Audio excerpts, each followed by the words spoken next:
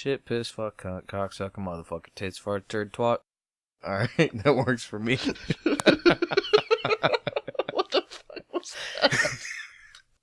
Welcome to the Close Enough Podcast. I'm Mike. And I'm Jay.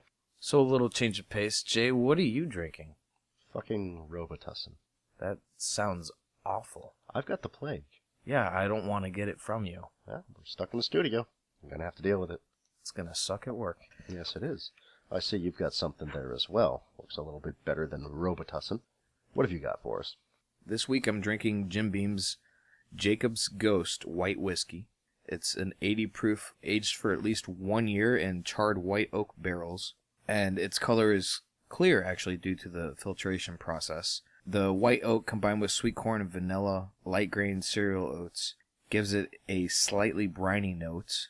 It actually did not hit markets until February 2013, only in specific stores, then nationwide by that spring. So, like every form of whiskey in the world, it's got all kinds of stuff about it. Why don't you take a shot of that and tell me if it actually tastes like any of that stuff you just said? I can definitely taste the cereal oats, so to speak. Believe it or not. Taste It's it. like fucking whiskey. No, this does not taste just like regular whiskey. Got a Cheerio taste to it. That's exactly what it tastes like. A hint of a Cheerios. Yeah, A hint of Cheerios let me give it a in shot. the back end of it. All right, let me get a taste of that. See how that combines with the Robitussin. I'd better get a shot You glass. can just finish it. I don't want that much of it. Then let Jess taste another swig, and then you can finish it. Yeah, take all you want, because I don't want to get you guys any sicker. Okay, you look like you're either going to throw up. Tastes like burning. Tastes like burning. Yeah, tastes like No, no, you're right. I do actually taste a An oat grain. Yeah, On the back end of it. it's kind of a burning Cheerios sensation. That's exactly what it tasted like to me.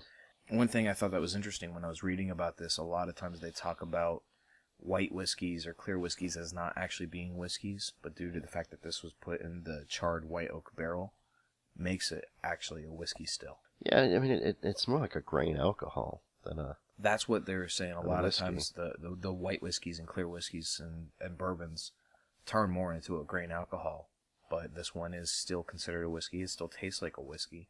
I'm really curious how that would taste in a whiskey sour. Well, we just drank the whole bottle, so we'll have to try that again sometime. We'll get it next time. Sure. Or another time. So, Jay, what are you thinking this week? Well, Mike, aside from being dead of plague, I'm thinking about space, science, and social activism, and fashion. And those all intertwine how? I'm not really sure, Mike. About 20 years ago, a team got together, came up with a crazy idea. We're going to land a probe on a comet. That sounds pretty spectacular. It's kind of a big deal, yes. Took them about 8 or 9 years to do the math to figure out this ridiculous flight pattern with like 9 gravity slingshots. It went to Jupiter and back and then out again, shot up off the elliptical of the solar system, caught up with a comet, and landed on it. Took it 12 years to do that. Just last week, it rendezvoused with the comet, made a spectacularly flawed landing. It bounced. It didn't land the way it was supposed to. But it managed to get 66 hours on the surface before its battery died. Seriously, 66 hours on the 66 surface? hours. That's impressive. Unfortunately, the lander touched down in the shadow of a cliff, so its solar panels weren't able to recharge the battery. But in the 60 or so hours it was up there, it did find organic molecules. Big news. Yes. Big fucking news on every front. This is an amazing achievement in the world of science and astronomy and cosmology in general. It's going to answer a lot of questions as to the origins of, even life on this planet or how the solar system formed. It's amazing. It's an amazing achievement of humanity. So, what do you think is all over the news? That, to me, seems like... you've already told me more than what I've heard. Yeah. That sounds amazing. A lot of people don't realize how important that is. This is phenomenal. Yeah. You know what else made a landing this weekend? Champagne. Yeah, it does that in my stomach. It also landed on Kim Kardashian's ass. No shit. You heard about that, right? Oh, yeah, of course. What All the over fuck the is this internet. about? Champagne landing on a horribly bloated, photoshopped, disgusting bronzed ass. Bigger news. You know, there's a lot of people out there that would just love to be talking about how much they want to drink the champagne off the ass, too. They're welcome to it. I always thought Kim Kardashian's ass was Kanye West, but apparently not. I'm going to go with what you're saying here. That blows my mind. How is that bigger news of her being naked, showing her ass, the champagne landing on it, whatever the fuck is going on? Why and how is that bigger than a probe landing on the comet? I don't know. She's famous, I guess. But there's a third aspect to this story. Seriously? Yeah. On the one hand, we've got this phenomenal achievement in astronomy. And on the other hand, we've got an ass. And right in the middle, feminists. And they are in an uproar. About the ass? No, about the shirt the scientist was wearing. Are you fucking serious? Yeah, because that's degrading to women. Have you seen the shirt? Let me pull it up for you here. Okay, that looks like something I would have worn when I was 12. Oh, it's an unbelievably tacky shirt with half-naked cartoon. They're not even half-naked. They're scantily clad cartoon women on it. Hell, I don't even have to say when I was 12. I'm probably going to wear that exact same shirt when I'm 70. You know, I kind of, honestly, I kind of want that shirt. It's because that badass scientist has one. Seriously? Yeah. The guy landed a rover on a fucking comet. If he wants to wear a tacky shirt, fine. But it's degrading to women. Now, have you seen the one with him with the tattoos? Everybody making an uproar about the tattoos. He's covered in tattoos. Did you see the tattoo he's got on his thigh? I didn't see the thigh. He's actually got a tattoo. He just got it like 3 or 4 days before the landing of the rover landing on the comet. That's how freaking confident he was. He's like, I did the math. This shit's going to work. That's awesome. Yeah, it kind of would have been embarrassing if it didn't work. In the picture, dude's wearing a Cannibal Corpse t-shirt. Even better. Yeah. I mean, that's the thing about science. I mean, a lot of people are going, well, you shouldn't have worn that shirt to a press conference. Yeah, maybe not. Maybe you shouldn't have. I'll give you that. It's kind of a tacky shirt to wear to a press conference. But this guy's smarter than almost everybody in the damn room. Yeah, he is. My point is, you don't pull scientists because they're good at talking to people. You pull scientists because they're fucking brilliant. That's why you pull these engineers and these scientists and you put them on this job, because they're brilliant. And those people, they think differently. That's how they make advances. That's how they come up with this crazy ideas of, hey, let's go land on a fucking comet. So they're not going to be normal people. They're all going to be a little off. They're going to collect spores, moles, and funguses. They're going to be covered in tattoos. You remember the Martian lander with the guy with the mohawk that everybody was freaking out about? Oh, yeah. Guy landed a rover on Mars. If he wants to shave stars into the side of his head, fuck off. Let him do it. These guys are smarter than anybody in the room, as I had already said. Why is it such a big ordeal that he's dressing in one way or another? Why does fashion matter to somebody that took 12 years of his life in order to do something so spectacular? Because it was an easy opportunity to tack on their little social cause onto something monumental. To take something huge and make it about them. Take something huge and make it about them. Why don't you talk about the photoshopped ass? Exactly. That's kind of my point. Now, I don't want to belittle feminism. I don't, because it's an important movement. I mean, I know it's the radical notion that women are people. So I'm absolutely all for equality. But I think this is a frivolous waste of time that they brought this man to tears when he was apologizing for the shirt his friend gave him, made for him. His friend made him this shirt. He wore it, and the whole world got pissed off at him. I'm sorry. A vocal minority got pissed off at him about it. And it completely overshadowed the last 20 years of his life. A monumental achievement for humanity, and they're going to be pissed off about his t-shirt. Somehow, his shirt is degrading to women, but Kim Kardashian's greased-up photoshopped ass isn't. Speaking of that big photoshopped ass, I have a game for you. Oh? This is called Keeping Up with the Kardashians. Isn't that show on E? Yes. This is called Kardashian Quotes. Okay. Yes, Kardashian Quotes. I'm going to give you 10 quotes, and you have to tell me whether they're Kim Kardashian or somebody else. Oh. Can we just play What Number Am I Thinking Of instead? Because I might have a chance at that. Well, here's the thing. If you can tell me who said the other quotes, you get an extra 5 bonus points per quote. Right. How many do I need to win? If you get at least 8 points, you win. And how many total? 10 quotes. Let's give it a shot. All right. Because I don't think you're getting any readier than you are. Quote number 1. I buy myself a gift every year, so this year I bought everything I wanted. Is that Kim Kardashian? I don't think so. That was. Oh. All right. Quote number 2. For me, skinny is just a style of jeans, not a goal. No? Yes, that was Kim.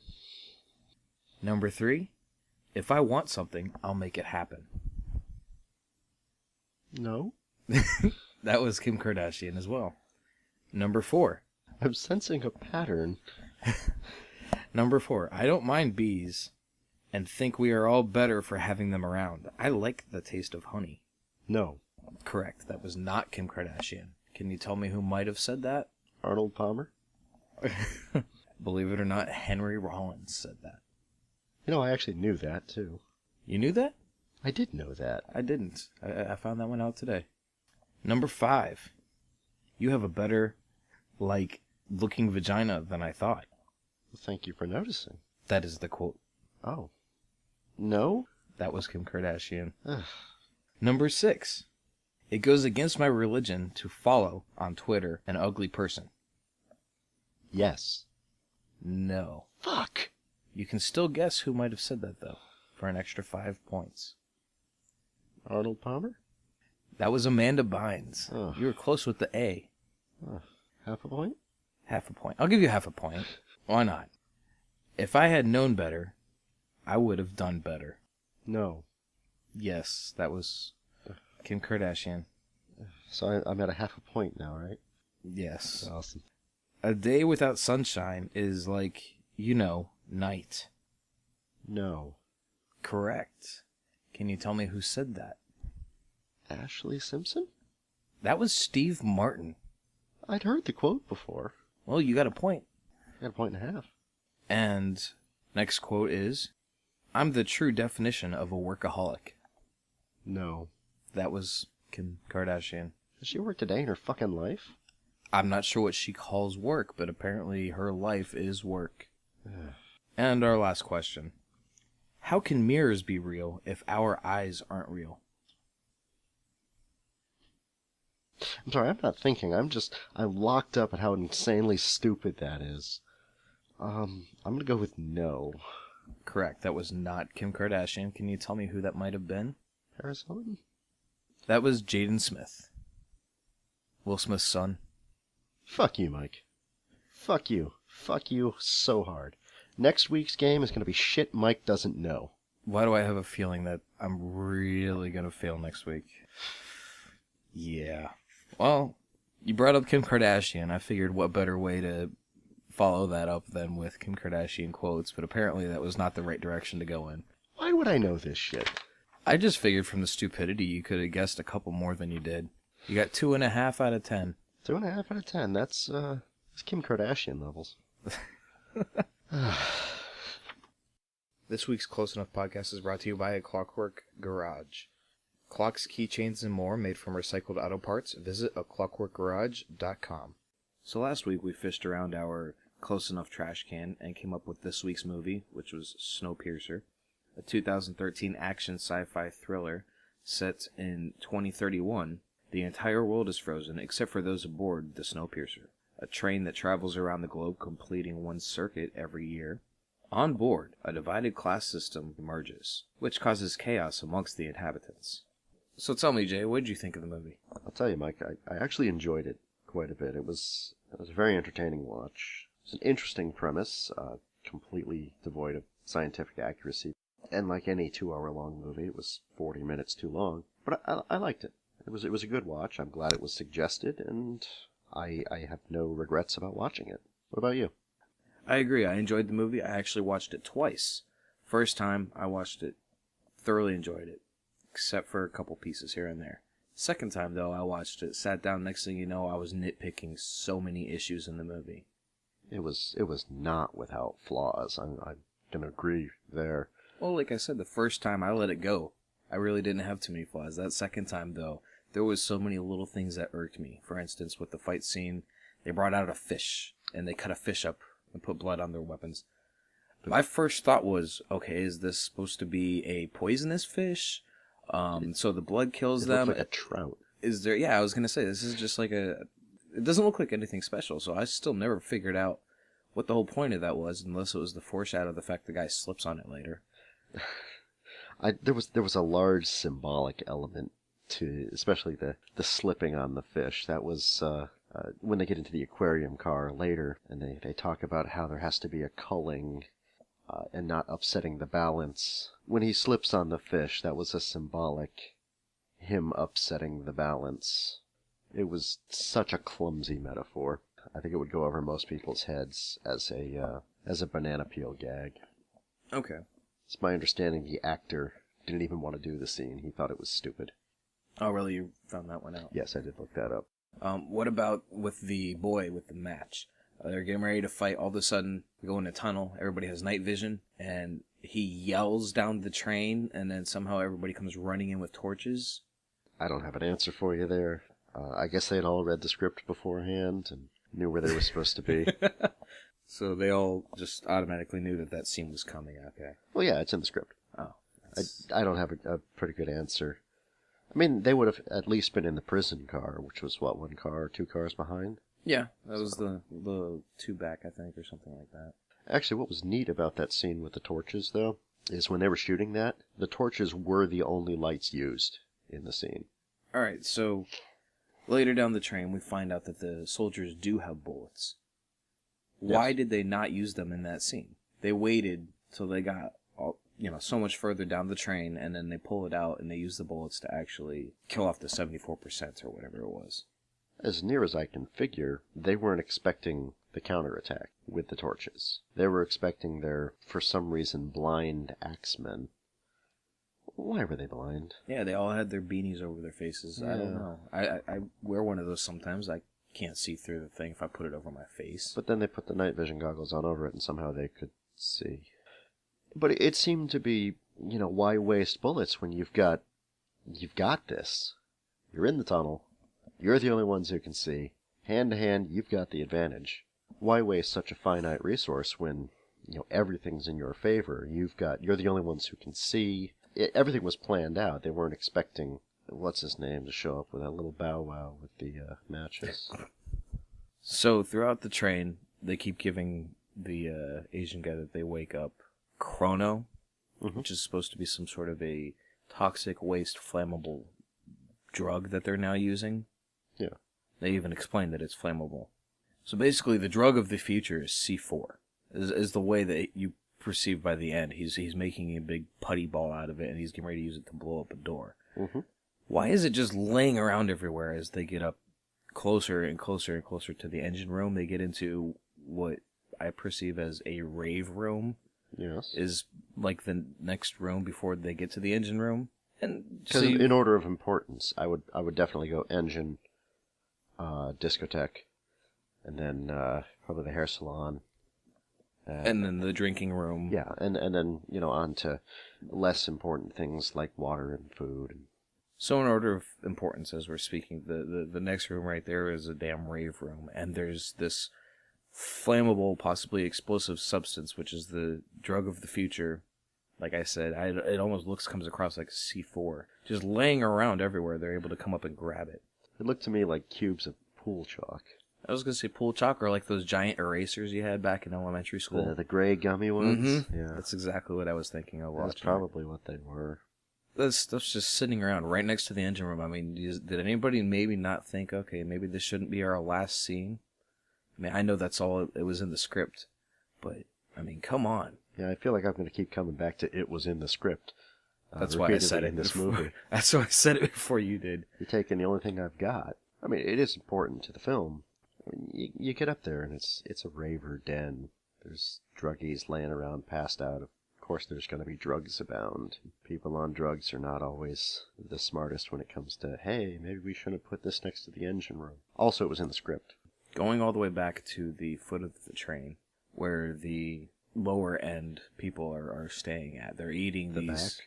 Yes, the back of the train. Well, the foot of the train. The lady kept referring to the foot and the head of the train, the hat and the shoe. You don't put a shoe on the head. Was that when they were cutting the guy's arm off? Yes. Or shattering it? Yes. Why? Because he threw a shoe at somebody that belongs in the head of the train. I missed that. That was the whole point of that scene. Well, wow, thank you. I must have blinked, or because I completely missed it. I was wondering why they're breaking this guy's arm off. The lady with the yellow comes in, takes his kid. He threw his shoe, hit her in the head. She's bleeding. They come back and they break his arm off that he threw the shoe with. So that was his own revolt, and that was their punishment, was to break his throwing arm off. Okay, well, that answers a question that I had. I must have missed that detail. One of the things that got me, really minute, but still, they're eating these protein bars that are coming in from somewhere in the middle of the train. They show you. Yeah. When he looks in and sees what it's being made of is a bunch of bugs, beetles, Crickets. It looked crickets, cockroaches, something along those lines, just getting chopped up and blended together, Sure. and that's being formed into the protein bars. Yeah. Did you ever once see anything about bugs on the rest of the train? Where are these bugs coming from? Don't they have to have a natural habitat to be able to move out of a natural habitat to move into one? I mean, there's nothing on the train that says there should be bugs here, but somehow they're producing enough bugs to continuously produce protein bars? Well, I mean, they've got cows and chickens as well. I'm sure they can find a place to produce crickets. I just chalk it up to being a movie. For example, did you ever see the bathroom on the Millennium Falcon? No. I have to assume it had one, but they never showed it. Walking through the cricket factory car probably wouldn't have been that exciting. Okay, I'll give you that. I want to know where they raised enough cows to keep feeding the people up front steak. Yeah, they never showed the cows or the chickens, but yet they walk through a car with carcasses hanging on the walls. Chickens, you can... It's awful to do, but you can pack chickens in boxes, and they'll do their thing. But cattle need space. They need to graze. The whole difference of free range, grass fed, obviously wasn't about to. I mean, we're not even talking free range. I mean, we're talking the difference between cows and veal. I mean, it seems like if you're trying to feed people on a train, insects as a source of protein makes the most sense, because they proliferate very quickly and they take up very little space. I just want to know how you grind up insects and end up with gelatin. Well, isn't that what they do with horse hoofs? The horse hooves aren't insects. No, but never mind. Yeah, the protein blocks were, I believe, seaweed and gelatin. That's Sweet. actually kind of cool. And that people were actually eating them in the filming. The woman who hated it in the movie was like the only one who liked it. Yeah. One of the biggest questions that this movie raised for me was, why are they on a train at all? I mean, they kept showing in the amazingly over-CG'd scenes of the train hopping off the tracks every time it hit ice. It really relayed the dangers of putting your entire species on a high-speed rail system as a means for survival. The danger is amplified by taking everything that they have and moving it constantly. They'd have been better off in a cave somewhere with all of the same technologies. I agree with that, or some sort of underground facility that they could have built that would have been away from all the freezing over. Yeah. Because, say, for example, if there was an avalanche or something that took the train out, then everybody would be screwed. That sounds like it would be a horrible ending for a movie. It would be a terrible way to end a movie, especially after 2 hours. Quick question for you, since Sure. we are talking about the ending. Avalanche, they take them out. The two people that are left get outside. One of them's a little kid. Where did he get a little kid's snow coat? Well, while the explosion was going on, the coat had gotten wet.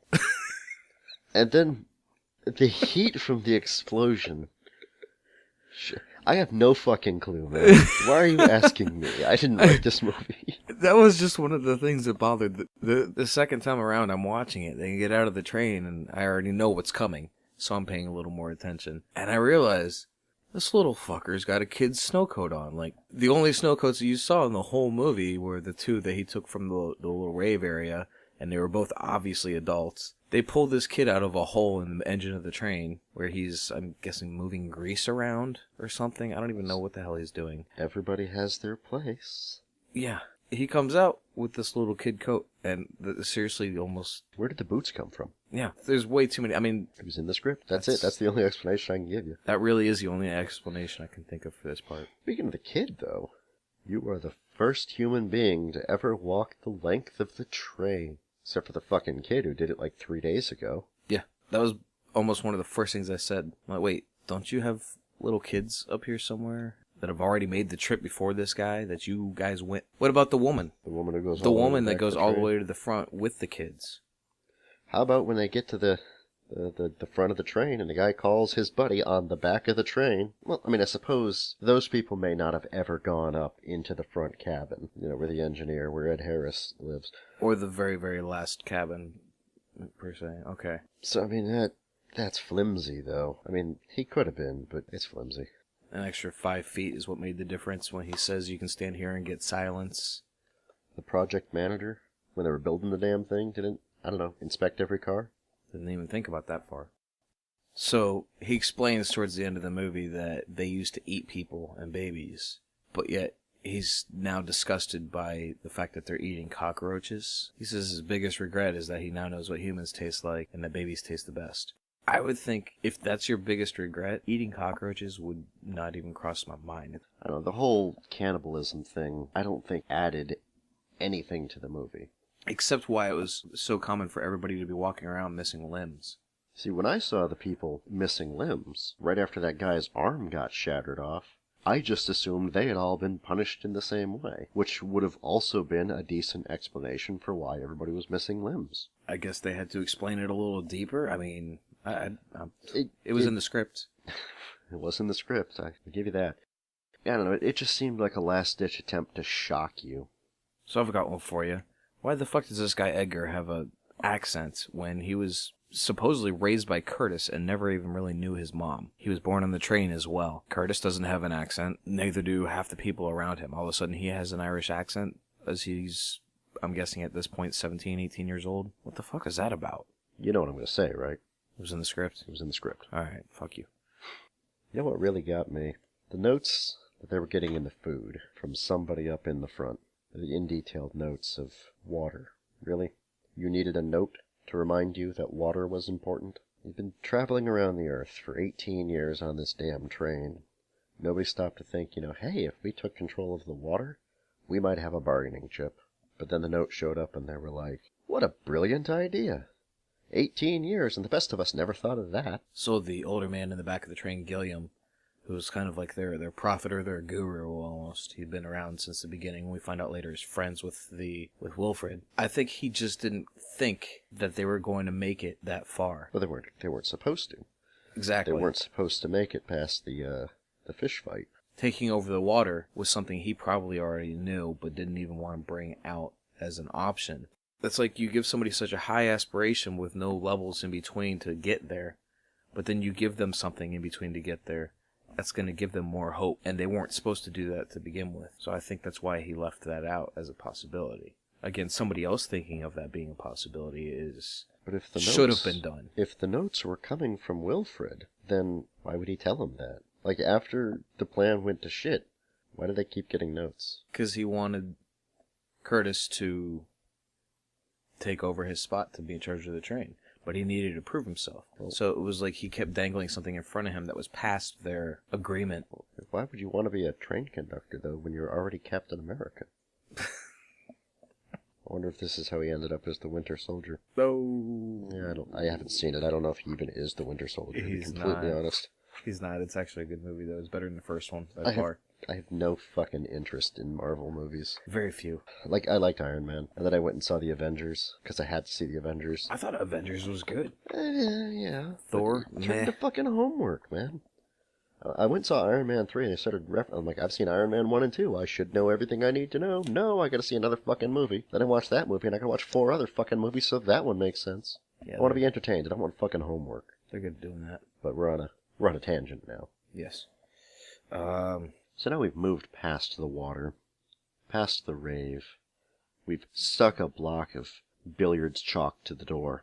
We've talked to Ed Harris. We've had a steak. We cut our arm off in the engine. We're at the end. 2 hours to get here. Avalanche.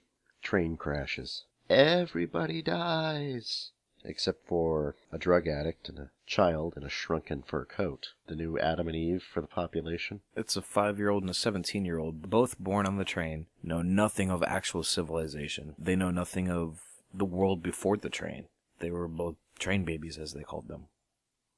And they're the only thing left to figure out how to survive on their own. How is that even supposed to work? I'm not entirely sure. I don't think it's supposed to work. I think they're going to get eaten by that polar bear over there.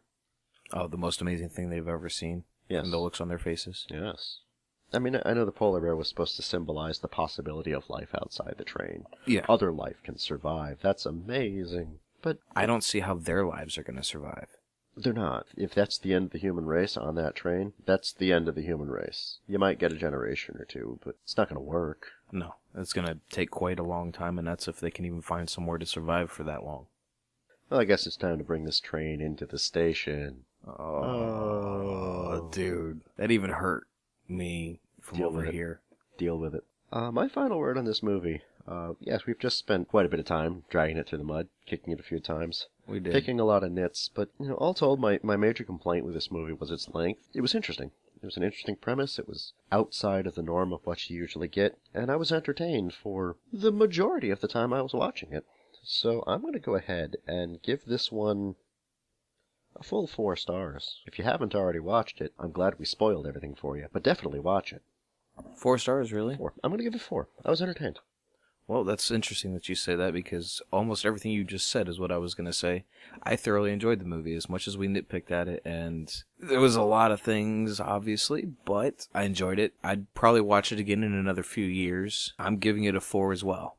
Well, excellent. That's a couple of 4s then. I think that's the highest rating we've given a movie so far. That we've both given a movie. Yes, I gave Fourth Kind 4 stars. Yes, you did. But yeah, that is the highest rating we've both given a movie. So that does it for this week's movie review. Let's take a quick look in the trash can here and see what we've got for next week. Oh, that's a Taco Bell receipt. Taco Bell. All right, this week we are going to be watching the Europa Report. Sci-fi. I'm okay with that. So go ahead and queue up Netflix. Look for the Europa Report. Give it a watch. Meet us back here next week and see what we had to say about it. And if you know of any other hidden Netflix treasures that belong in our close enough trash can, send them to us. We'll put them in there and maybe it'll get drawn next week. So, Jay, this week I have a few news headlines for you. Let me interrupt you, actually. Okay. A couple of weeks back, you mentioned the Satanic Coloring Book. Yes. There's actually been an update on that case. Great. I was very excited about it. Apparently, Orange County has decided that that's not really the kind of material they want in their schools. Not surprising. So they've really pedaled back on the whole thing. A judge is looking at removing all religious material from public schools. Phenomenal. Which, as far as I know, was the original intention of the book anyway. That's how I was perceiving it. That sounds amazing. I'm glad they're doing that. Yeah, we just need that to spread to the rest of the country. Then maybe we can tax the fucking churches. Agreed. Sorry, I just wanted to mention that before you got started. No, that's fine. I have a few headlines for you for the week, though. Okay, what have you got? First one. Son kills dad and uses his dad's dismembered boxed body parts as a TV stand. I guess he was a deadbeat before, but now he's supporting them. Oh. Porn star Asia Carrera is a proclaimed atheist and is now currently an ID-carrying member of the Flying Spaghetti Monster, which means she has the colander picture on her ID. Yeah, she's truly been touched by his noodly appendage. Alright, this is one of my favorites of the week. Charles Manson, at the age of 80, is getting married to a 26-year-old Afton Elaine Burton. Their marriage license was issued on November 7th. Seriously? Charles Manson Charles Manson. is getting married. Yes. There's no justice in this world. I'm single and Charles Manson's getting married. At the age of 80. It's time to pack it in. And finally, a Florida woman caught on tape shoving a liquor bottle up her vagina in front of her son in the middle of the store. Wow. What a cunt. And that's it for our news headlines of the week. The Close Enough Radio podcast is brought to you by A Clockwork Garage. Supporting our sponsors supports us. www.aclockworkgarage.com. Our audio technician is Jessica Haberdasher. Remember, our show is your show, and you're not pulling your weight. Send us your questions, comments, concerns, movie suggestions, music suggestions, and outright insults to closeenoughradio@gmail.com or visit our Facebook fan page at Close Enough Radio. Now, Mike, who's this week's local artist? This week's local artist is Lone Wolf, a one-man band that consists of Bruno Esposito playing various instruments simultaneously. His thumb-thumping, harp-blowing, vigorous banjo playing, raw, raspy vocals, and rhythmic style is likely to excite all your senses. Here is Lone Wolf with Oh That Old.